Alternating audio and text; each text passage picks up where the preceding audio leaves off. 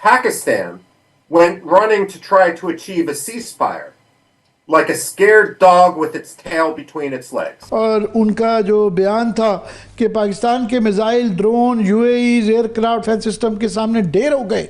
और यूएस के पूर्व रक्षा अधिकारी माइकल रूबिन ने पाकिस्तान की पोल खोल दी है, पाकिस्तान को खूब लताड़ा है। माइकल रूबिन ने कहा है कि दुम दबाकर सीज फायर की भीख मांगने दौड़ा था पाकिस्तान। पीछे जो है ये उनका जो S-400 जो एंटी डिफेंस एयर डिफेंस का उनका जो मेन सिस्टम है। India concluding the operation by striking major nuclear weapons facilities inside Pakistan. और उसके बाद से मुख्तलिफ फ्रंट्स के ऊपर इंटरव्यूज हम देख रहे हैं, स्पीचेस देख रहे हैं। साहब ने आदमपुर में जाके लॉन्चर को बैकग्राउंड में दिखा के 10 मई को भारत ने पाकिस्तान के मिलिट्री इंफ्रास्ट्रक्चर पर हमले किए और उसके बाद फिर पाकिस्तान ने रिक्वेस्ट की भारत से कि सीज फायर कर लिया जाए। In Muzaffarabad, which was destroyed, every site was connected to some sort of militant activity or training. India has hit terror camps inside Pakistan, has destroyed Pakistan's deterrent. उनकी अब जो latest आई है, उन्होंने कहा कि क्योंकि अब न्यू नॉर्मल, अब एक जो खतरे की बात ये, हम इस समय की सबसे बड़ी खबर से आपको खबरदार करते हैं। अमेरिकी थिंक टैंक की तरफ से जो खबर आ रही है उससे जुड़ी हम आपको ये रिपोर्ट बताते हैं, जहां कहा गया है कि भारत ने जब पाकिस्तान के एयरबेस पर सीधा सटीक हमला किया तो पाकिस्तान को समझ आ गया कि इस बार भारत केवल कूटनीतिक दांव जवाबी हमले भर पर रुकने वाला नहीं है। पाकिस्तान के अंदर एक बड़ी अजीबोगरीब सूरत हाल हुई है कि शरीफ खानदान बीच में आ गया है। यानी वो शरीफ खानदान जिन्होंने मोदी अंकल का नाम नहीं लिया, वो शरीफ खानदान जिन्होंने मोदी अंकल और अंकल इंडिया का नाम नहीं लिया, यानी उनके मुंह से एक दफा भी नाम नहीं सुना कि अब पाकिस्तान जो है ना वो इन नेक्स्ट जो लड़ाई होनी है इंडिया पाकिस्तान की, जो कि होनी है क्योंकि दोनों मुल्कों ने एक्ट ऑफ वॉर कर दिया है ना। इंडिया ने कहा है कि अगर दहशतगर्दी का वाकया होगा that is an act of. नमस्कार दोस्तों, क्रिक रीसिनी में आपका स्वागत है। दोस्तों, इंडिया और पाकिस्तान के बीच 4 दिन चले युद्ध में आखिरकार पाकिस्तान ने हार मान ली। दोस्तों, इंडिया ने एक ऐसा भीषण अटैक किया था जिससे पाकिस्तान के 11 एयरबेस काफ़ी तबाह हो गए थे। उसके बाद इंडिया से ब्रह्म की भीख मांगी। दरअसल पाकिस्तानी आर्मी पूरी तरह इंडिया से शिकस्त खा रही है। दोस्तों, दरअसल उन्होंने पहले भारत ने 9 टारगेट किए, उसके बाद उनके 11 एयरबेस उड़ा दिए। इसके बाद पाकिस्तान पूरी तरह से हार गया था, पूरी तरह शिकस्त झेल रहा था। इसके बाद उनके डीजोमों ने भारत को लगाया और ब्रह्म की भीख मांगी और भारत ने सीज फायर को लेकर तैयार हो गया और यह भी कहा कि दरअसल पाकिस्तान आर्मी को पता चल गया था कि अब इंडिया में वो बुरी तरह से ठोकने वाला है, इसलिए उन्होंने रम की भीख मांग ली और सीज फायर कर दिया है। और इसके बाद पाकिस्तान मीडिया वहाँ पर एक चर्चा कर रहे थे कि हमने उसके आदमपुर एयरबेस को पूरा उड़ा दिया, लेकिन इसके बाद मोदी जी ने वहाँ पर जाकर ये साबित कर दिया है कि हमारा आदमपुर एयरबेस पूरी तरह से ठीक है और S-400 भी बिल्कुल सही तरह से सलामत है। इसके बाद पाकिस्तान मीडिया भी एक्सपोज हो गए हैं। पाकिस्तान की तरफ से जो क्लेम किया गया था, जो इंडियन आर्मी ने उसको नकार दिया है। दोस्तों, उन्होंने क्लेम किया था कि हमने 5 रफाल मार गया है, लेकिन ऐसा कुछ भी नहीं है, हमारा एक भी प्लेन नहीं गिरा है। दोस्तों, ये बिल्कुल प्रोपेगेंडा है। पाकिस्तान का प्रोपेगेंडा एक बार फिर फेल साबित हुआ है। तो चलिए इनका रिएक्शन जानते हैं इस वीडियो में। चलिए वीडियो स्टार्ट करते लेते हैं। सिचुएशन होती जो बाकायदा वॉर की सिचुएशन आ गई ना, अब ये हमारे शहरों तक तो आ गए हैं, ये ड्रोन्स गिराए चले जा रहे हैं, ये तो पागल हो गया, बुखलाहट का शिकार हो गया नरेंद्र मोदी, जुनूनी किस्म का शख्स। और मैं कल भी कह रही थी, बदकिस्मती से हमारा पड़ोसी, हम अपना पड़ोसी तब्दील नहीं कर सकते। जाहिर बात है, जो जोग्राफियाई हैसियत है उसके हिसाब से देखा जाए तो खित्ते में पड़ोसी हमारा ये रहेगा और हमें इसको बर्दाश्त करना है, लेकिन हमने स्मार्टली वाइजली डिसीजन लेना है कि हमारी अब क्या स्ट्रैटेजी होगी, हमने इनको हैंडल कैसे करना है अब तक। लेकिन अब भारत बाकायदा तौर पर, जैसे आप भी बात कर रहे थे, कि एक बड़ी जंग की तरफ जाने की कोशिश कर रहा है। इस सिलसिले में इस सूरत हाल को रोकने के लिए क्या किरदार अदा करने की जरूरत है बाकी मुमालिक को? देखिए, बाकी ममालिक को इस वक्त तो सिक्योरिटी काउंसिल, सलामती काउंसिल की जो इमरजेंसी मीटिंग कॉल हो जानी चाहिए थी, क्यों नहीं कॉल हुई अभी तक? और दूर खान, मुरीद और एयर बेसिस, अभी देखो ना, ये बड़े खतरनाक जंग की तरफ ये भारत खित्ते को धकेल रहा है। और जो इंटरनेशनल इदारा इसको रोक सकता है वो सिक्योरिटी काउंसिल है।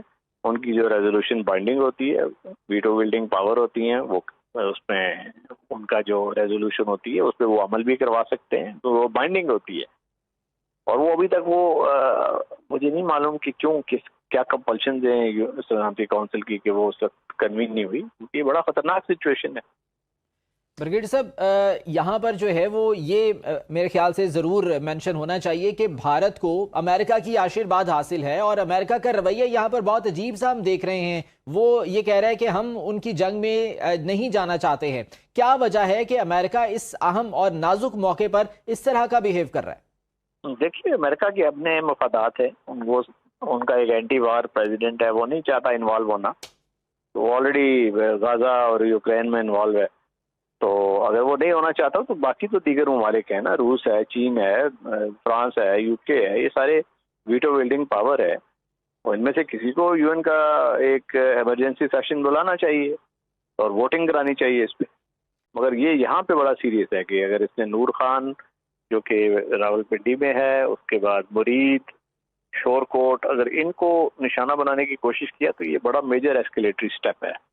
और इसका मतलब है कि भारत बाज नहीं आ रहा और वो चाहता है कि ये जंग का दायरा कार वसी हो। तो ब्रिगेडियर साहब, अब ये तो जंग फिर इसका मतलब शहरों की तरफ जाना शुरू हो गई है, ये ज्यादा खतरनाक सूरत हाल हो गई है। जी हाँ, बिल्कुल, इसमें कोई शुबा नहीं है। ब्रिगेडियर साहब, तमाम तर जो एम्बेसडर्स हैं वो इस्लामाबाद में मौजूद होते हैं, सिफारती अमले मौजूद होते हैं, तो ऐसे जो है वक्त में और ऐसे शहर को निशाना बनाया जाना, भारत के अज़ाइम इस वक्त जो है वो क्या दिखते हैं?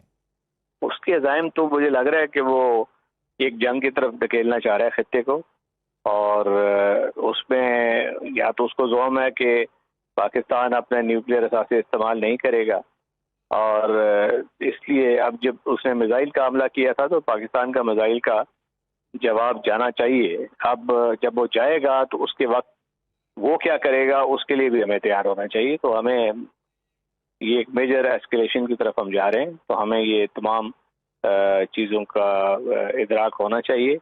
हम वो करेंगे, मिसाइल उनकी तरफ फेंकेंगे, उनकी तरफ से भी आएगा, वो कैसे हम उसको ऑब्जॉर्ब करेंगे इंटरनेशनल। देखिए, दूसरी बात मैं आपको बताता हूँ, जिस तरह से वफाकी वजीर दाखिला मोहसिन नकवी से अमेरिका की कायम मकाम सफीर नेटली बेकर की भी मुलाकात हुई है, तो ये मुलाकातें कितनी इंपॉर्टेंट हैं और पसे पर्दा क्या बातें हो रही हैं, आपकी क्या असेसमेंट है? मैंने क्या कहा आपको? मैंने ये नहीं कहा कि लगता है कि लिमिटेड एंड कन्फाइंड एग्रीमेंट हो गई है कि इसको लिमिट करो, इसको कन्फाइन करो, इसको जल्दी से खत्म करो लोगों को। This is not fair. एक दूसरी बात है, देखिए किस किस्म की वार्निंग दिया गया है इंडिया।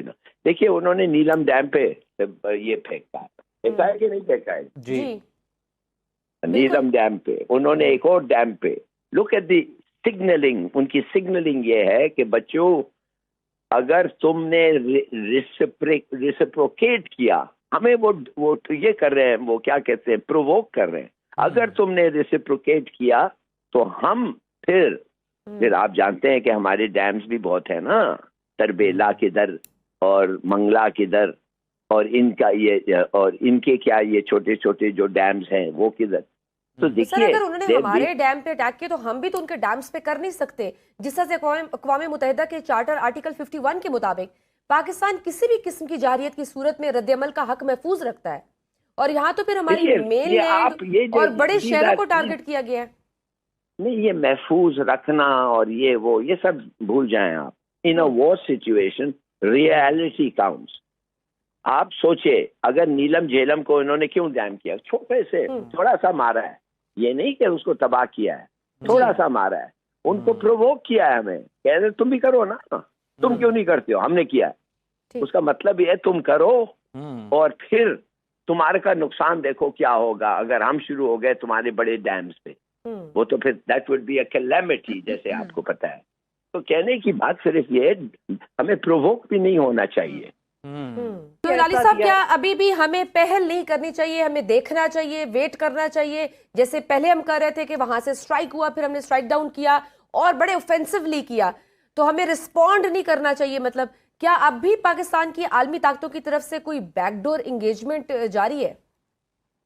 देखिए, मैं समझता हूँ बैकडोर एंगेजमेंट हो रहा है और है, और इसलिए मेरे ख्याल में मोहसिन नकवी और अमेरिकन एम्बेसडर मिल रहे हैं। आखिर क्यों मिल रहे हैं? वो इसीलिए मिल रहे हैं टू कन्वे एक one on behalf of the Pakistan government और वो अपने गवर्नमेंट। अब देखिए, दो तीन चीजें से हमें एहतियात करना चाहिए। नंबर वन, अब आप सोचिए, अगर हम डैम्स को, तो वी हैव अग्रीड कि अगर हम प्रोवोक हो गए और डैम्स को अटैक किए तो नुकसान जो होगा हमारा वो बहुत उनसे ज्यादा होगा, जब वो अगर वो मंगला और तकबेला को करे।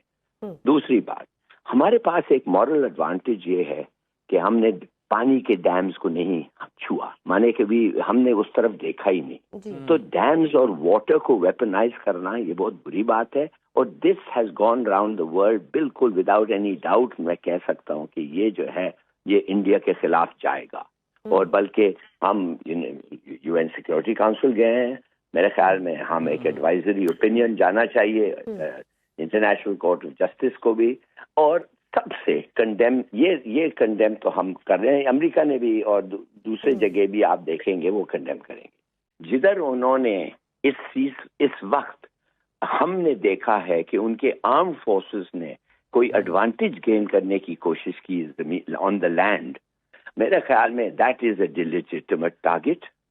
आपका हमारा एक लेजिटिमेट टारगेट है कि आप बढ़ने की कोशिश किए under the camouflage of war, तो हम वापस मार रहे हैं उनको। ऐसी कोई वॉर रिलेटेड इश्यू है, मुझे नहीं पता, I don't know what are the things that have been done, मगर ऐसा कुछ अगर हो तो मेरे ख्याल में दैट इज अंडरस्टैंडेबल। मगर ये मान जाएं आप कि अगर आज रुक गया, ये कैजुअलिटीज के साथ जो हमारे इनोसेंट लोग मारे